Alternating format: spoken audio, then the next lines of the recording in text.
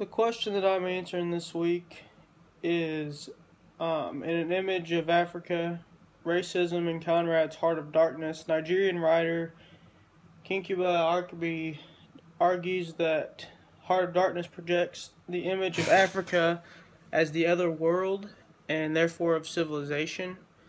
According to Arkabi, the story deploys racist mythologies in its depiction of Africa and Africans. What specifically are the racist elements of the story? Do you agree that the story is racist, and what evidence would you cite to support your position? I'm inclined to agree with him. The story seems racist to me in several ways. One simple way is how he refers to Africans as savages, or how, like, instead of describing them as brothers, whenever Marlowe would talk, he would say that he felt a kinship towards them. Like, whenever an African who was driving the ship was killed, he spoke of their partnership, stating that I worried about his deficiencies, and thus a subtle bond had been created, of which only I became aware of when it was suddenly broken. And the intimate profundity of that look he gave me when he received his hurt remains to this day in my memory, like a claim of distant kinship affirmed in a supreme moment. That was on page 333. To me, this passage kind of indicates that although there were Africans that he felt strongly about or felt a strong kinship towards, he was unable to relate himself to them.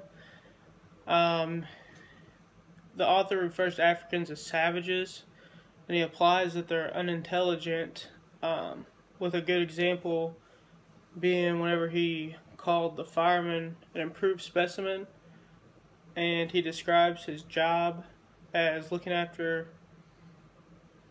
the vertical boiler, and his description of this person is he ought to have been clapping his hands and stamping his feet on the bank, instead of which he was hard at work, a thrall to strange witchcraft, full of improving knowledge. He was useful because he had been instructed, and what he knew was this, that should the water in the transparent thing disappear, the evil spirit inside the boiler would get angry through the greatness of his thirst and take a terrible vengeance. That was on page 322.